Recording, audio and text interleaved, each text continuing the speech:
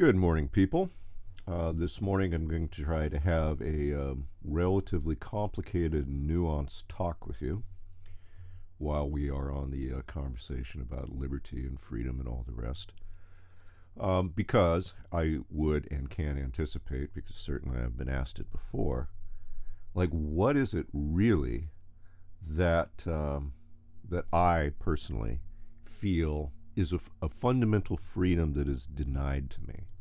Because there are many, many people out there who would really scoff at the kind of language that I use. And they're like, what is it that you possibly imagine that you are being prohibited from doing?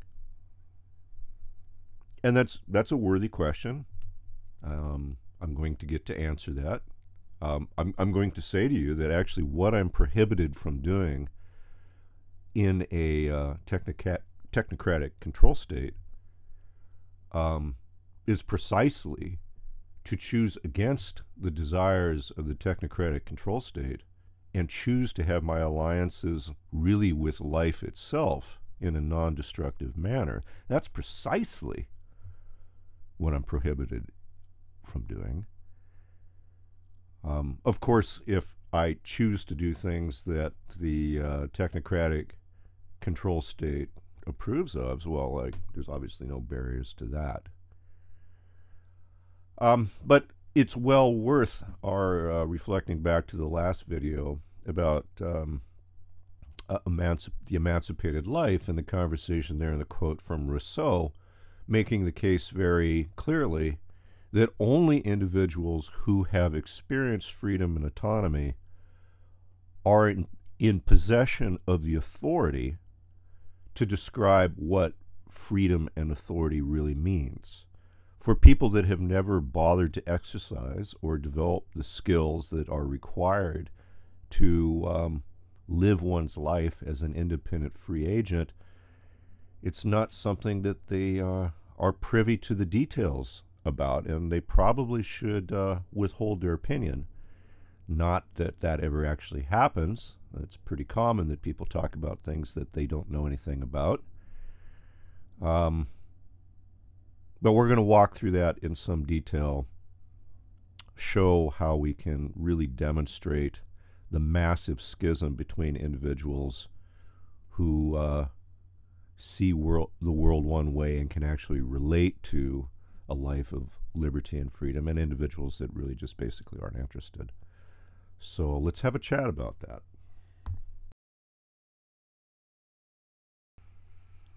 And a lot of this kind of thinking certainly had its roots, really, in kind of some of my earlier exploits before I'd gotten to kind of thinking about the world like I do now. I mean, it's certainly been a path. But in my 20s and early 30s, really being an advocate for teaching traditional sail and being an advocate, especially for yachts without auxiliary engines in them. Right, and much of my sailing as a younger guy was done with sailboats with no motor assist whatsoever, including pretty big yachts, 16 tons sail and an oar. I got around just fine with that. The experience that one has from sailing completely under sail, completely reliant on one's skill there and one's ability in reading tide and wind and weather, that experience of doing it really for real is fundamentally different than doing it when it's convenient and then using an engine as a backup plan whenever one's courage or skill set becomes overwhelmed by the circumstances. It's practically impossible, I would say, for an individual who has not had the privilege of sailing a pure sailing craft, at least at some point in their life, and making real passages with a pure sailing craft, to actually really ever learn to any degree of completion the actual art of handling sailboats. Because if you have the plan B, it is inevitable that you will find yourself in circumstances that make you uncomfortable. And in those moments where you are uncomfortable, you will, rather than make the choice, as one might be if they are forced to because they're in a boat with no engine. If you have the option of turning that engine on and just solving your problems, almost everybody will rationalize to do that in the moment. So it caps your skill development. There is a certain perspective and a kind of knowledge that can only be had by doing the thing completely. Not that there aren't things that are learned by motor sailing, there are.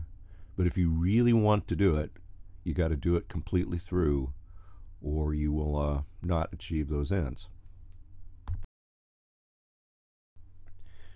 Now there's a pile of people out there, most of them who have sailboats that are really basically motorboats and drag, who get really, really testy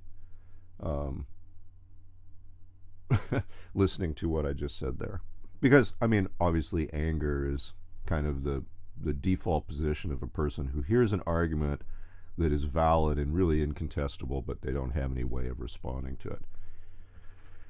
I can promise you the number of times in which I have sailed into a harbor, and anyone who's ever done engineless boat travel or sailboat travel has had this experience, and some bearded dude, Captain Pittlemarks type, has to get all in your face about telling you how to do things, because it's quite clear that the competence that you've just demonstrated by bringing your boat into the marina under sail, completely under control, and everything else threatens his thunder.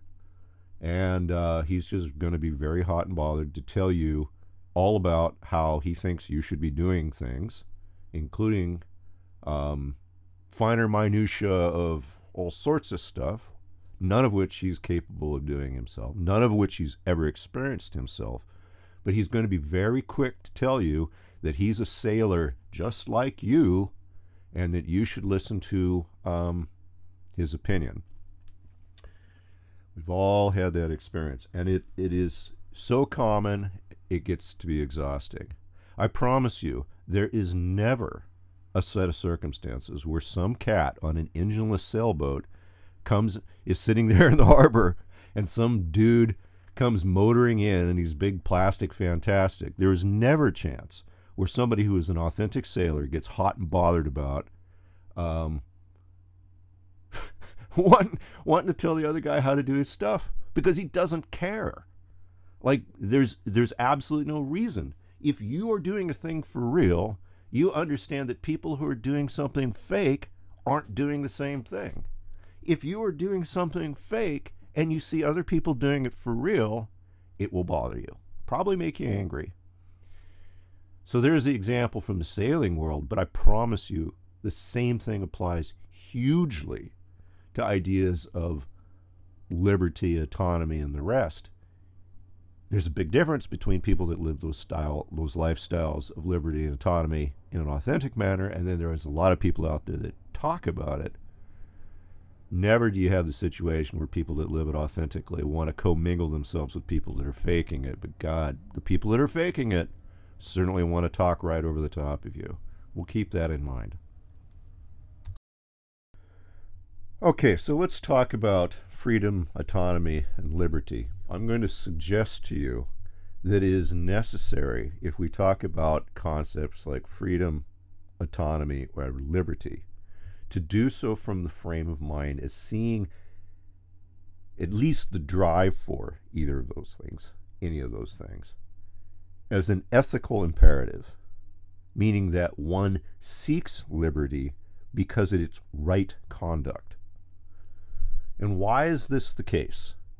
Well, this is important because freedom, liberty, or autonomy make no sense unless an individual is in position to make choice about how any of those things are exercised.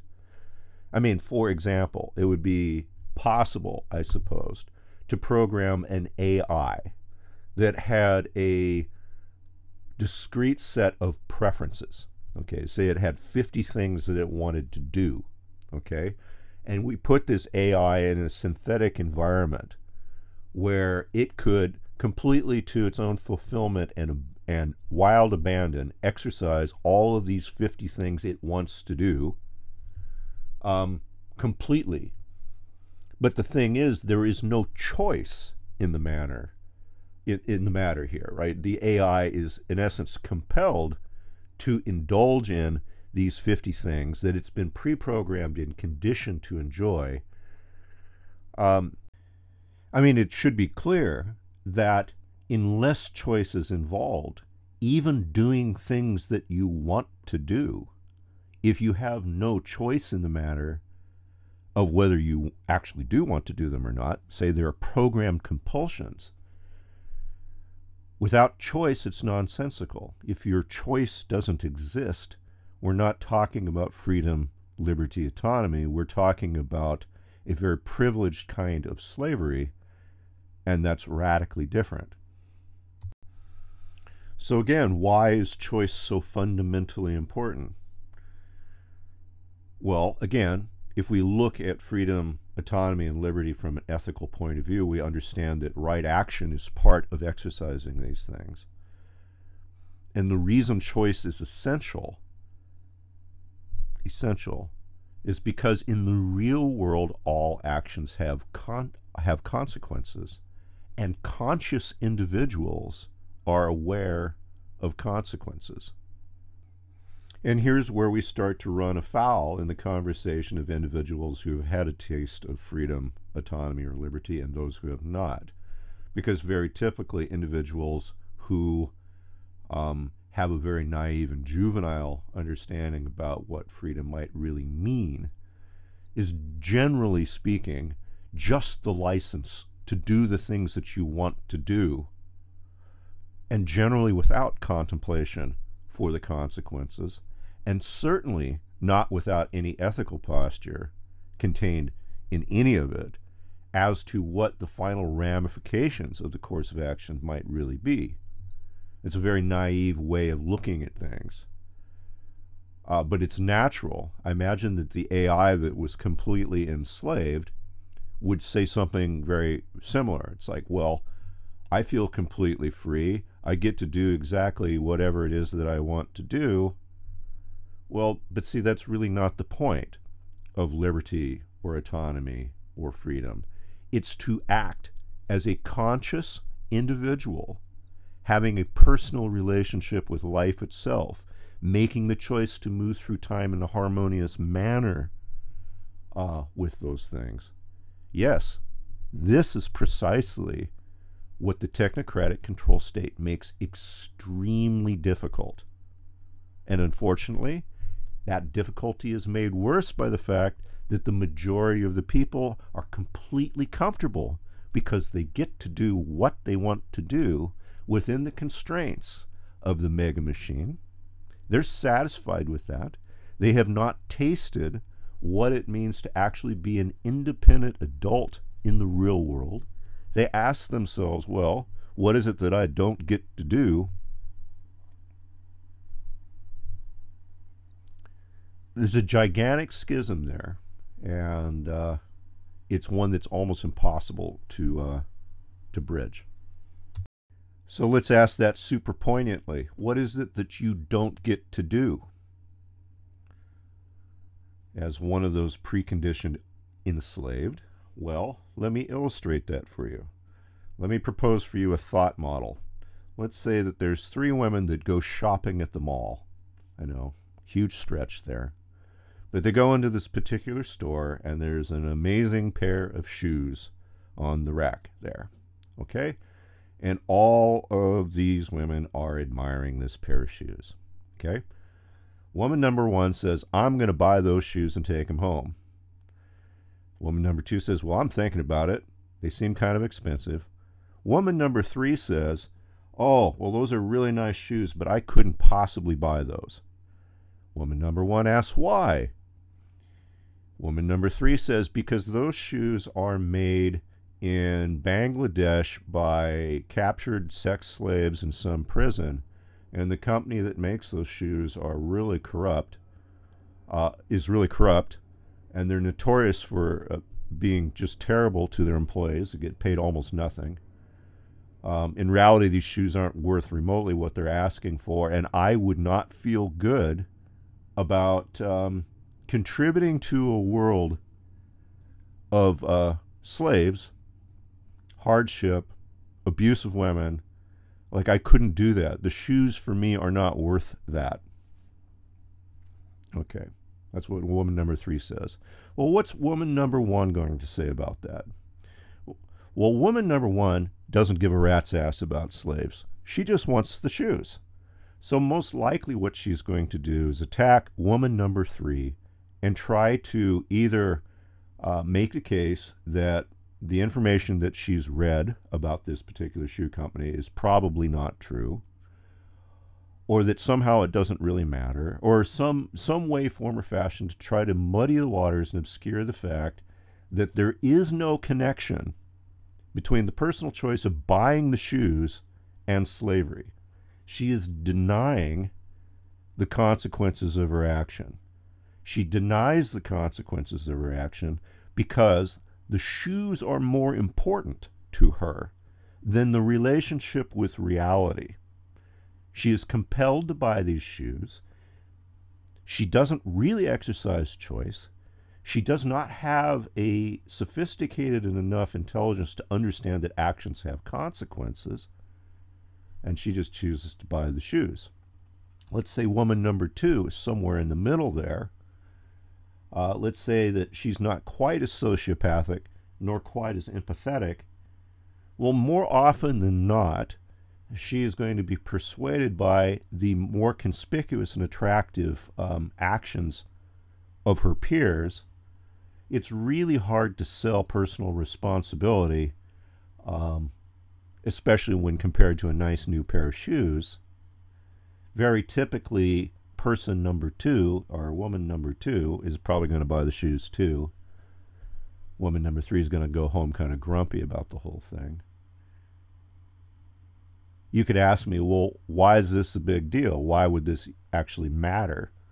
Well, because woman number 1 is an individual who makes really no choices. She acts on compulsion. She doesn't understand that there are consequences to her actions. What do you think her personal relationships are like? Do you think she can have a good, solid relationship with her boyfriend if her attitude towards other is one of not caring about consequences? If her essential posture is one of denying the connection between one's personal actions and what actually happens in the world, if one ignores that, do you think it's possible for her to have good, solid relationships with anything? Well, of course not. Well, of course not.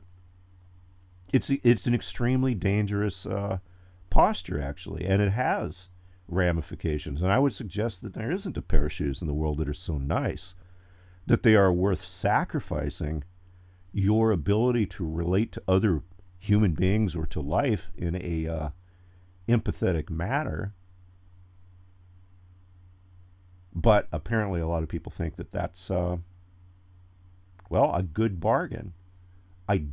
From my own point of view, I doubt that that's actually a matter of choice, but rather compulsion. And in certain circumstances, individuals who may be in possession at certain times in history of tremendous privilege, disproportionate wealth, they may have been able to get through life more or less without facing consequences for their actions. I think that's unusual. I doubt that much of human history that could have happened for most of human history. But yeah, there's a heavy, heavy price to be paid there at all levels of interaction. You might be able to get to do what it is you think you want to do, but if it comes at the cost of your ability to relate to everything because you deny the basic connection between your actions and the consequences of your actions, well, then you end up in the self-referential, solipsistic, narcissistic pit like so many people, that's really just a horrible fate, one that describes the terminal end of a slave's life very effectively. But we can take that particular example and we can go deeper with it. We can see that in the case of woman number one, her motivations, her opinions, her views are due to preferences only. Woman number three is driven by positions. Woman number one just wants the shoes because she wants the shoes. That is as complicated as her posture really gets to be. Woman number three may actually really want the shoes, but as she has contemplated consequences and she has looked at the first principles that inform her choice, and she has built upon that a hierarchy, an argument, a thought model, an abstraction, which then informs what her final choice will be. This is why woman number one can ask woman number three why it is that she wouldn't buy the shoes. If woman number three were to ask woman number one why she actually wanted the shoes, she wouldn't be able to produce an answer. It'd be like, oh, I don't know, I think you're cute, I like them. It's important to understand that the domain of having positions that are supported by evidence are a component of the kind of thinking of individuals who are free and autonomous and make choices, conscious choices. They are in possession of positions, not mere opinions. If somebody asks you why it is you do a certain thing, there should be an explanation. Something more sophisticated than, it's just what I want, dude. But a reason. This is another reason why there is so much friction between individuals today. Because if you have a mass of individuals who only operate based on preferences and privileges, none of which are based upon nor derived from observations about the real world, they're just manifestations of personal compulsions. How is it that you can possibly share interpersonally where you might find yourself in disagreement or conflict if you have a position that is arguable from first principles and an explanation as to why you make the choices that you do? It's possible to share that with peers. If your life is simply driven by what it is you want, that's not freedom, and it certainly doesn't contribute to a culture of freedom. No, freedom, autonomy, liberty, these are ethical postures that have ramifications. They have responsibilities that the individual who embodies those values then must embrace. When we start to look at these, it becomes really conspicuous as to what kind of people actually do exercise that and why so many people do not. And here's a dirty little secret. Regardless of where you sit, say on the political divide, if there is such a thing, or the gender divide, if there is such a thing, or the race divide, if you think there is such a thing, or any of the rest of these things, okay? Regardless of whether you sit there, and you could take any issue you want. I don't care whether it's the current conundrum about Roe v. Wade, it could be gun rights, it could be immigration, it could be any of these things. And I don't care if you're for or against it. I don't care which tribe or camp you sign up for. I can tell you that of the individuals that you find in your tribe, on any issue, regardless of the side, the vast majority of the individuals who are rooting for whatever your cause might be are people who are not making choices They are not people with positions that are reasoned from first principles. They're just arguing for the crap they want. That's it, which is an incredibly weak position. You're just arguing for the crap they want. And when you are aware of that, you're aware of that, whether it's the majority of environmentalists that you know, or people that are rolling coal in their big trucks. They are motivated by the same thing, which is they're just doing what they want. And they think the ability to just do what they want, whether that's save trees or cut them down, that's as deep as it gets for most human beings. You will find a real minority of individuals anywhere distributed throughout that spectrum who hold positions that they have reason from first principles that may in fact be in conflict with their preferences. Imagine that. There are people that believe things they don't like. What a crazy thing. But the schism in humanity is very clear. It isn't, again, right versus left or any of the rest of that kind of stuff. It's between individuals who have prejudices and seek the world occasionally for information that confirms their prejudices, as opposed to individuals who have opinions and positions that are derived from interacting with first principles and the exercise of personal ethical choice. That's the divide. When you look at individuals, whether you're crazy right-wing Breitbart types or your woke crowd, they have far more in common than not, because they are driven basically not by positions but preferences. And that's on purpose. That's a product of social engineering. As much as possible, the control state wants to deny you the opportunity to develop a good, healthy relationship between your actions and the consequences. They want you to be a solid little consumer who is completely happy and believes that you are completely free. If you can have any flavor of ice cream you want, as long as it's vanilla.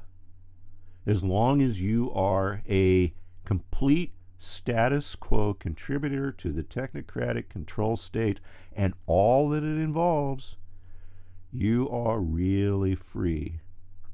But I tell you what, if you have problems with, say, for example, your tax dollars going to subsidize genocide, with the fruits of your labors going to destroying the world that you live in, subsidized, say, for example, commercial fishing or the oil industry or things of that nature, if you are uncomfortable with being caught up in a political system where participation requires supporting one or the other, basically mobster, kleptocratic family, if that bothers you, if you really hold dear ideas like personal consent, bodily autonomy,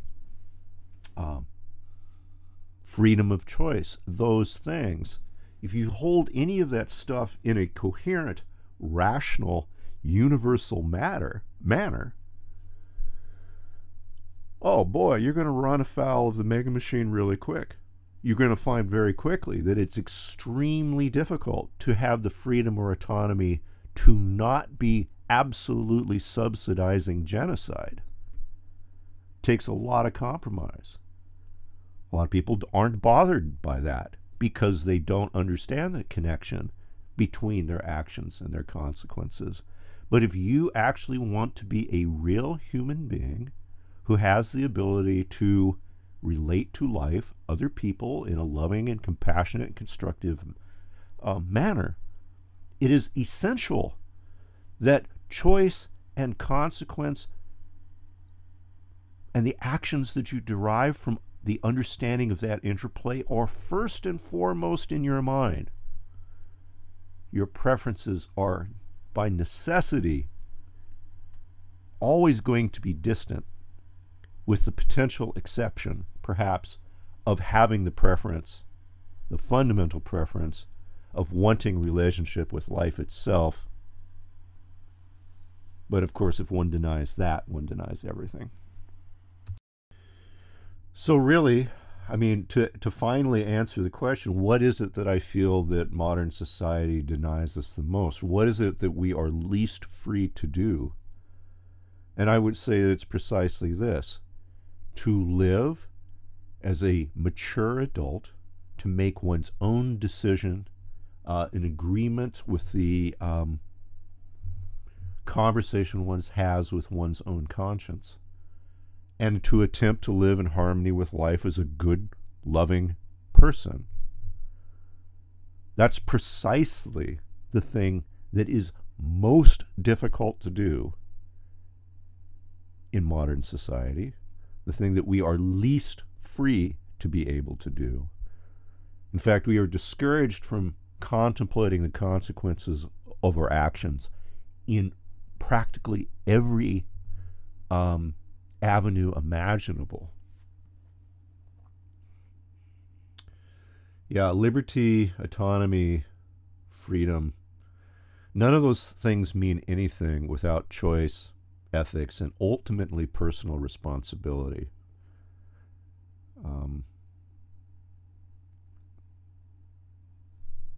Something to chew on. But if you're one of those people like myself who is driven by a hunger and a curiosity to understand other and wants to enjoy intimacy with life and the people that I know, well, understanding this interplay becomes really important. It becomes super important, not only personally, but also to understand when you're running afoul of individuals who possess no freedom or autonomy or liberty and are not particularly interested. If you have those things, again, with it come inevitably an understanding of consequence, and with consequence, a sense of personal responsibility. Most people find it just easier to deny all of that. But of course, that's a choice against life itself. Something to chew on. Cheers, people.